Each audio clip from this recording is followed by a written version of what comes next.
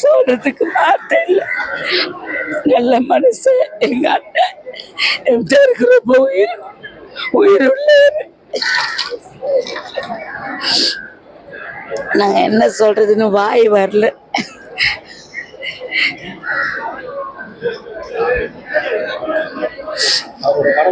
நல்லா எல்லா படம் பார்த்துருக்கேன். ரொம்ப நல்ல மனசு பிடிச்சிருக்கு. எல்லா படம் டிவியில பார்த்ததுல இருந்து மனசு கஷ்டமாயிடுச்சு. எங்க பொண்ணு 5 வருஷம் அவங்க வீட்டுல கார்மெண்ட்ஸ்ல வேலை பார்த்தாங்க. கஷ்டமா இருக்கு.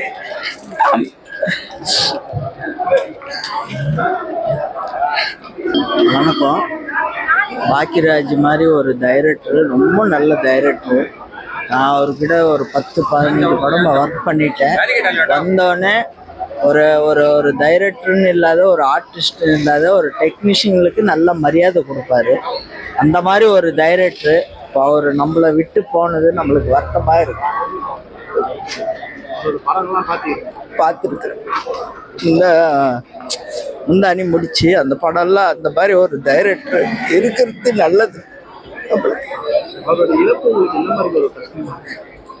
ஒரு கஷ்டமா தான் இருக்கு. பாரதி ராஜா இவரு எல்லா பெரிய பெரிய டைரக்டர்லாம் போறது நம்மளுக்கு வருத்தமா தான் இருக்கு. ஒரு நல்ல மனிதன், நல்ல மரியாதை. அவர் அந்த மாதிரி எல்லாம் இருக்கணும். இந்த மாதிரி எடுக்கிறது நம்மளுக்கு ஒரு வருத்தமா இருக்கு. அனைவருக்கும் ஆழ்நேரங்களோட வணக்கம். எனது பெயர் கவிக்குமரன். வடசென்னை மாவட்ட பல்கலை மன்னன் பாக்கியராஜ் ரசிகர் மன்றத்துடைய செயலராக வழங்கியவன். திரைத்துறையில் பாடலாசிரியர் வழங்கிக் கொண்டிருக்கின்றேன்.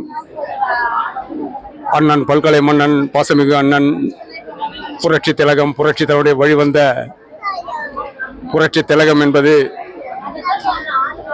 அடக்கத்தினுடைய அகரமாக, அமைதியினுடைய சிகரமாக விளங்கியவர். புன்சிரிப்பும் குறும்பு உரையும் அவரது தனிப்பட்ட முத்திரை. அந்த முத்திரை என்பது சித்திரை காலத்தினுடைய கோடை நிழலாக நம் நெஞ்சிலே நிழலாடும்.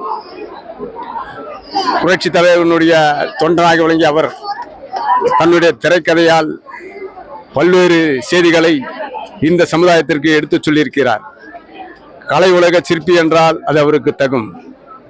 திரையுலகத்துடைய முடிசூடா கதை மன்னனாக விளங்கிய அண்ணன் பாக்கியராஜ் அவர்கள் எம்ஜிஆர் என்று புரட்சி தலைவரையும், கேபிஆர் என்று புரட்சி தலைவத்தையும் நாம் அழைத்துக் கொண்டு வருகிறோம். அந்த பாசமிகு அண்ணன், நேசமிகு அண்ணன் கடந்த 2ஆம் தேதி மாலை 2 மணி நேரம் பேசிக்கொண்டிருந்தார் என்பது மட்டுமல்ல, என்னுடைய மே 17 அகவை தினத்தை, என்னுடைய 70வது அகவை தினத்திலே காணொலி மூலமாக எனக்கு வாழ்த்து தெரிவித்தார். வழக்கமாக வாழ்த்து தெரிவிக்கும் அவர் இந்த முறை காணொலியில் வற்புறுத்தலாக என்னை வாழ்த்தி சென்றார். அந்த அண்ணன் மறையவில்லை. அந்த அண்ணன் நம்மோடு இன்றும் உள்ளார், என்றும் உள்ளார்.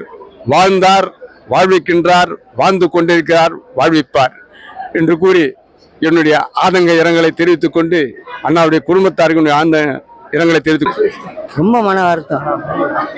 நான் எஸ்டி கம்பெனிஸ் தூயவன் கம்பெனிலேருந்து அவர் வசனகர்த்தா இருந்த காலத்திலேருந்து அவர் தூயவன் கூட எப்படி இருந்தாரோ அப்படி ஒரு பயங்கரமான நட்பு.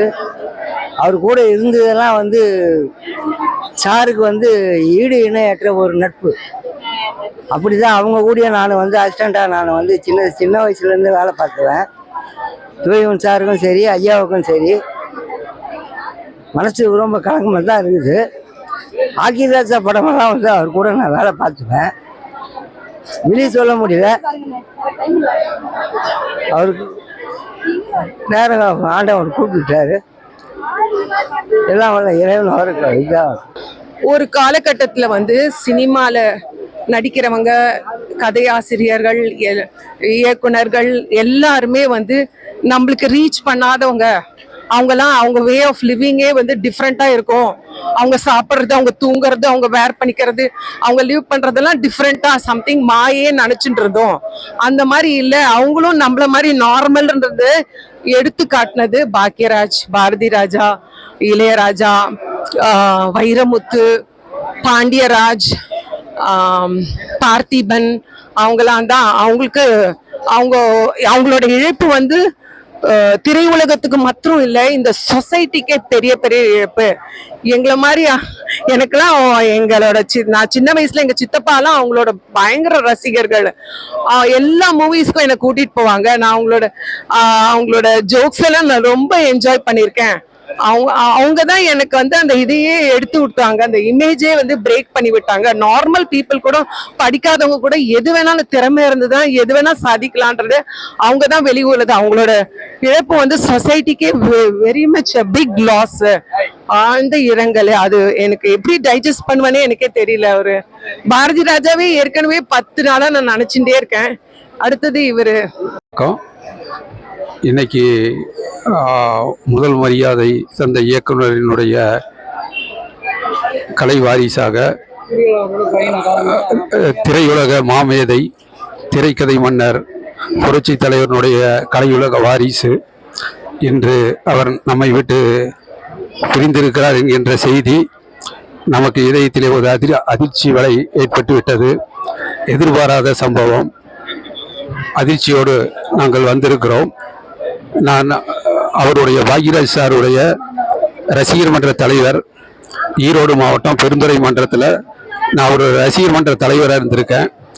நான் திரையுலகத்துக்கு வந்ததற்கு முழு முயற்சி அவர் தான் காரணம். அவர் தான் இன்ஸ்பயர். அவரை வச்சு தான் நாங்கள் திரையுலகத்தில் இன்னைக்கு இயக்குனரா, நாளை இயக்குனரா நாங்கள் வளம் வந்திருக்கோம். அவருடைய புகழ் என்றென்றும் அன்புடன் எல்லோருடைய இதயத்தில் வீட்டிருக்க வேண்டும் என்று கேட்டுக்கொள்கின்றேன். நன்றி, வணக்கம். அவர் என்னோட பாசமிகு அண்ணா பாக்யராஜ் அண்ணா வந்து சிறந்த நடிகர், ஒரு நல்ல ஒரு டைரக்டர், எல்லார் மனசுலையும் நீக்க மாதிரி நினைஞ்சிருப்பவர். அவருடைய மரண செய்தி வந்து ரொம்ப பெரிய ஷாக்கு. என்னமோ வந்து இந்த மாதிரி இது மாதிரி பேச வார்த்தை வரல. இவ்வளவோ விஷயங்கள் பார்க்க வேண்டியிருந்த சூழ்நிலையில் சிறந்த இயக்குனர் இருந்த திரையுலகமும் அவரோட சேர்ந்த ஒக்க நண்பர்களும் உற்றார்கள் என்னெல்லாம் கவலைப்படுறத பார்த்தா ரொம்ப சங்கடமாக இருக்குது. ஒரு ஆத்மா சாந்தி அடையணும்னு மனசார பிரார்த்திச்சுக்கணும். பெரிய டைரக்டர் இழந்துட்டோம், நல்ல நடிகர். கஷ்டமாக தான் இருக்கு. இன்னும் கொஞ்ச நாள் இருந்துருக்கலாம் அவர் உயிரோட. இப்போ வந்து பாக்யராஜ் சாரோட பெரிய ஃபேன், அதுக்காக இவ்வளோ தூரம் வந்தால் பார்க்கணும். பாக்யராஜ் சார் வந்து என்ன சொல்லணும்னா, இந்த சினிமா உலகத்தில் எல்லாரும் மக்களுக்கு பிடிச்ச மாதிரி தான் அவர் இருக்கார். எல்லா மக்களுக்கும் பிடிச்ச மாதிரி படத்தை அவர் கொடுத்துருக்காரு. நான் வந்து ரஜினிகாந்த் சாரோட ரசிகையாக இருந்தாலும் எனக்கு பாக்யராஜ் சார் ரொம்ப பிடிக்கும். அவரோட ஒரு மூவி கூட நான் பார்க்காம இருந்ததில்லை. எப்பவுமே எனக்கு அவரை நேரில் பார்க்கணும், அவர்கிட்ட ஒரு கையெழுத்து வாங்கணுன்ற ஒரு ஆசை இருந்தது. எனக்கு அது நிறைவேறவே இல்லை. அதனால இன்னைக்கு அவர் இறந்த இந்த நாளில் அவரை வந்து இன்னைக்கு வந்து சரி, நான் அவரை பார்த்துட்டு அவரோட ஆத்மா சாந்தி அடையணும்னு நான் வேண்டிக்கிட்டு நான் வந்திருக்கேன். அவரை ரசிக்காத மக்களே இருக்க மாட்டாங்க. கண்டிப்பா அவர் எல்லாரோட மனசுலயும் வாழ்ந்துட்டு இருக்காரு. இன்னும் வாழ்ந்துன்னு தான் இருக்காரு எல்லார் மனசுலயும். ஆமா, தேங்க்யூ. ரொம்ப கஷ்டமா இருக்கு. அவர் வந்து இப்போ அவரோட படம்லாம் முடிஞ்சதுக்கு அப்புறம் இப்போ அவர் படம் எதுவும் பண்ணல. இருந்தாலும் நாங்க அவருடைய பழைய படங்களை பார்த்து நாங்க சந்தோஷப்பட்டுக்கிறோம். அவர் இன்னும் கொஞ்ச நாள் மூவி ஏதாவது பண்ணியிருந்திருக்கலாம். அவரோட டைரக்ஷன்ல நாங்க படம் பார்க்கணும்னு ஆசைப்பட்டோம். அது எனக்கு முடியல. கொஞ்சம் கஷ்டமா தான் இருக்கு. பெரிய இழப்பு. ஆனா அவர் இவ்வளோ சட்டுன்னு தவறிடுவார் அப்படின்றது எங்களால ஏத்துக்கவே முடியல. நான் என்னுடைய வயசுல, நான் சின்ன வயசுலேருந்தே நான் பாக்யராஜ் சார் படம்னா நான் மிஸ் பண்ணவே மாட்டேன். நான் எத்தனையோ ஒரு படத்தை வந்து ஒரு தடவைன்னு பார்க்கறதில்ல, நிறைய தடவை நான் பார்த்துருக்கேன் அவரோட படத்தை. அவரோட ஸ்க்ரீன் பிளே வந்து எனக்கு ரொம்ப பிடிக்கும். அவரோட காமெடியன் இருப்பாங்க, வருவாங்களான்னு தெரியல. அவரோட காமெடியும் ரொம்ப பிடிக்கும். எப்படி சொல்றதுன்னே தெரியல. அவரோட இழப்பு எனக்கு கொஞ்சம் கஷ்டமா தான் இருக்கு. வாழ்க்கையில இது வரைக்கும் இந்த மாதிரி ஒரு நடிகைகளோட இறப்புக்கு நான் வந்ததே கிடையாது. இதுதான் முதல் தடவை அவரோட இதுல வந்து அவரோட முகத்தை பார்க்கணும்னு. ஒரு தடவை இல்லை, 3 தடவை உள்ள போய் பார்த்துட்டு வந்தேன். ஆனாலும் அதை ஏற்றுக்க முடியல. அவரோட படம் நிறைய பார்த்துருக்கேன், ரொம்ப பிடிச்சிருக்கும். முக்கியமாக பிடிச்ச படம் வந்து அந்த 7 நாட்கள், அதெல்லாம் ரொம்ப பிடிக்கும் அவரை. அது ரொம்ப கஷ்டமா இருக்கு, நினைச்சே பார்க்க முடியல. இது இந்த மாதிரி ஆகும் சரி. வணக்கம், நான் காஸ்டிங் டைரக்டர் ராதிகா பேசுகிறேன். நாங்கள் எங்களோட குழுவோடு வந்திருக்கோம் எங்களோட அசோசியேஷன் மூலயமா. இது ஒரு இழப்புன்னு சொல்கிறதா இல்லை என்னன்னு சொல்கிறதுனே எங்களுக்கு தெரியல. ரொம்ப வந்துட்டு இப்படி ஒரு டைரக்டர், இப்படி ஒரு ஆக்டர், இப்படி ஒரு மனிதரை வந்துட்டு இந்த இண்டஸ்ட்ரி வந்து இழந்திருக்கு. காலையில் இந்த நியூஸ் வரும்போதே வந்துட்டு இது ஒரு பொய் நியூஸாக இருக்கக்கூடாதா, எப்பவும் போல் ஒரு ரூமராக இருக்கக்கூடாதான்ட்டு நாங்கள் மனசார வேண்டிக்கிட்டேன். நான் எல்லாம் வந்துட்டு நியூஸ் பார்க்குற வரைக்குமே வந்துட்டு இது வந்து நம்ப முடியாத ஒரு ரொம்ப ஷாக்கிங்காக இருக்குது. இவரோட படங்களை பார்த்து வருங்கால டைரக்டர்ஸ், வருங்கால எழுத்தாளர்கள் எல்லாருமே வந்து கற்றுக்கணும். இவர் வந்து நம்மளுக்கு நீங்கா நினைவுகளை நிறைய கொடுத்துருக்கிறாரு. இவரோட ஆத்மா சாந்தி அடையணும். இவர் குடும்பத்திற்கு வந்து ஆழ்ந்த அனுதாபங்களை தவிர வேறு எதுவுமே we can't replace. அவரை ரீப்ளேஸ் பண்ணுறதுக்கு கண்டிப்பாக யாருமே கிடையாது. Is a legend, is a memory legend. இவர் எப்போவுமே வந்துட்டு இவரை பற்றியும், இவரோட கதைகள், இவரோட திரைக்கதை பற்றியும் வந்துட்டு அரசாங்கம் கண்டிப்பாக வந்து ஏதாவது ஒரு புத்தகத்தில் வந்து கொண்டு வந்தாங்கன்னா அதுக்கு நாங்கள் ரொம்ப வந்து தலைவணங்கி நாங்கள் கேட்டுக்கொள்கிறோம். இல்லை, நான் பிடிச்சிக்கிறேன், ஒன்றும் பிரச்சனை இல்லை. வணக்கம், என்னோட பேர் Sangeetha Balan, costing director, celebrity manager, film இண்டஸ்ட்ரியில் கிட்டத்தட்ட 25 வருஷமாக இருக்கேன்.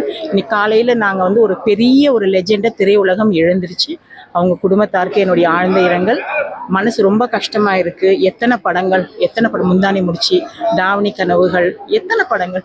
அவர் மனசு ரிலாக்ஸ் ஆகணும், சிரிக்கணும்னாவே அவர் படத்துக்கு தான் போகணும். என்ன சொல்கிறதுனே தெரியல, ரொம்ப கஷ்டமாக இருக்குது, கனமாக இருக்குது ஒரு மாதிரி மனசு. நாங்கள் எக்ஸ்பெக்ட் பண்ணவே இல்லை, இதெல்லாம் ஒன்றுமே நினச்சி கூட பார்க்கல. திடீர்னு ஒரு மாதிரியாக இருக்குது, எனக்கு பேச முடியலங்க.